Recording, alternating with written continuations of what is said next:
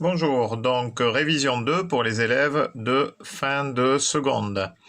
Alors, résoudre une équation. Alors là, ce qui est très important, c'est d'être à l'aise entre la méthode graphique et la méthode algébrique qui aboutissent toutes les deux au même résultat. Prenons l'exemple. Résoudre 2x au carré moins 8 égale 0. On va commencer avec la méthode algébrique. Donc il s'agit de déterminer les valeurs de x pour laquelle l'égalité est vraie. Qu'est-ce qu'on va faire? On va mettre les x à gauche et les connus à droite. Donc ça c'est équivalent à 2x au carré égale 8. C'est donc équivalent à x au carré égale 8 sur 2. Donc égale 4. On a x au carré égale 4. X au carré égale 4, cela veut dire que x égale racine carrée de 4 ou x égale moins racine carrée de 4. Et racine carrée de 4, c'est égal à 2, moins racine carrée de 4, c'est égal donc à moins 2. Ici, nous avons deux solutions. Soit x égale moins 2, soit x égale 2. Solution, moins 2, 2. Voici, donc ça, c'était la méthode algébrique. On aurait pu faire directement diviser par 2 à gauche et à droite de l'égalité. Hein. Donc, ça aurait été aussi simple. On divise par 2, donc on a x au carré moins 4 égale 0. Et ensuite, on aboutissait à la même chose, x au carré égale 4, donc x égale 2 ou x égale moins 2. Une autre méthode un peu plus compliquée, mais qui permet de réviser les identités remarquables, ça aurait été de dire, par exemple, à partir de là, d'ailleurs c'est ce que j'aurais pu proposer, je multiplie tout par 2 cette fois, donc j'obtiens 4x au carré 2 fois 8, 16, moins 16 égale 0. Ici, je reconnais donc une identité remarquable a carré moins b carré. Donc a carré moins b carré, hop, petit rappel, a carré moins b carré égale a moins b, le tout facteur de a plus b. Donc ici, on a, du coup, on aurait 2 fois 2, 4, donc 2x moins 4 fois 4, 16, moins 4, le tout facteur de 2x plus 4 égale 0. Ça, c'est équivalent. Un produit de facteurs est nul si au moins un des facteurs est nul. Donc, ça, c'est équivalent à 2x moins 4 égale 0 ou 2x plus 4 égale 0. Et donc, c'est équivalent à, le moins 4, il passe de l'autre côté, il devient plus 4. Donc, on a bien x égale 4 divisé par 2, x égale 2, ou x égale moins 2. Le plus 4, il passe de l'autre côté, il devient moins 4. Moins 4 divisé par 2, ça fait bien moins 2. Voilà, donc vous voyez, il y a tout un tas de méthodes possibles du point de vue algébrique. On va voir que c'est la même chose du point de vue graphique. Il y a aussi tout un tas de méthodes différentes et qui aboutissent forcément au même résultat. Donc ce qu'on va faire, eh bien, on va considérer au niveau de la méthode algébrique qu'on a la fonction f de x égale 2x au carré moins 8. Donc on va dire... Donc, méthode graphique.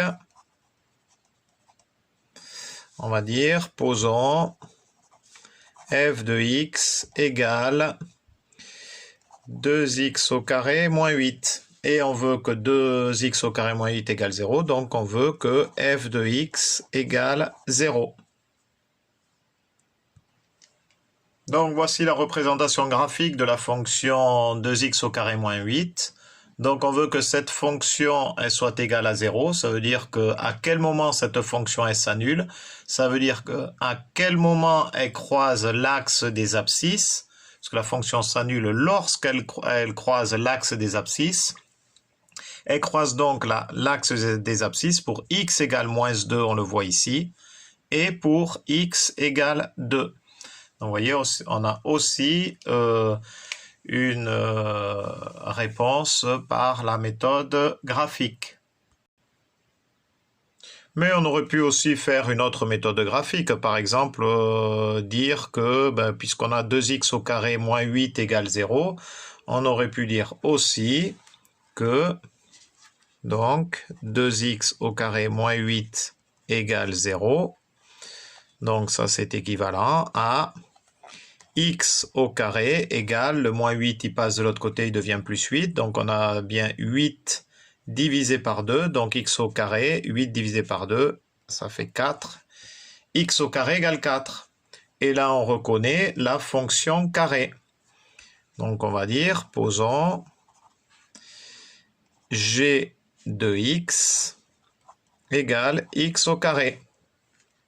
Oui, g de x égale x au carré. Donc, ça veut dire que on veut savoir quand est-ce que g de x égale 4. Pour quelle valeur de x g de x égale 4. Voilà, on va regarder donc ça d'un point de vue graphique. Donc on a notre fonction, cette fois g de x égale x au carré, la fonction carré, ici. Et on veut savoir quand est-ce que cette fonction est égale à 4. Donc à quel moment, pour quel antécédent, on a l'image qui est égale à 4. 4, c'est donc ici. Donc je vais taper pour y égale, ensuite, hop, je mets ici, donc pour y égale 4. Voilà.